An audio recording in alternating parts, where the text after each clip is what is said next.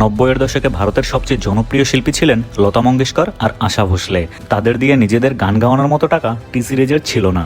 গুলশান তার ব্যবসায়িক গুরুদৃষ্টির পরিচয় দিলেন আরও একবার। তখনকার কপিরাইট আইন অনুযায়ী কোনো একটা গান রিলিজের অন্তত 3 বছর পার হয়ে গেলে ওই গান সম্পূর্ণ নতুন অ্যারেঞ্জমেন্টে অন্য শিল্পীর গলায় কাভার করে তা বাজারে ছাড়া যেত।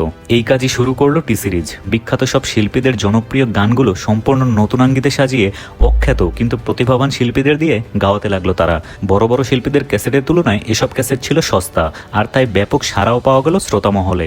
তবে কপিরাইটের ফাঁক ফোকর দিয়ে আর কতদিন, নতুন উপায় তো বের করতেই হবে। এবার টি সিরিজ নজর দিল ভক্তিমূলক সঙ্গীতে। শ্যামা সঙ্গীত বা ফজন তো ভারতীয় ধর্মচারের এক অবিচ্ছেদ্য অংশ। তখন পর্যন্ত মিউজিক ইন্ডাস্ট্রিতে এই ধরনের সঙ্গীত তেমন ছিল না বললেই চলে। টি সিরিজ বিভিন্ন গুরুত্বপূর্ণ ধর্মীয় অনুষ্ঠানের ভিডিও শুট করে তার সাথে ভক্তিমূলক গান যোগ করে মিউজিক ভিডিও বানিয়ে বিক্রি করতে শুরু করলো। ধর্মপ্রাণ ভারতীয়দের কাছে বেশ জনপ্রিয়তা পায় এসব, আর টি সিরিজ নিয়মিত ফুলে ফেপে উঠতে থাকে।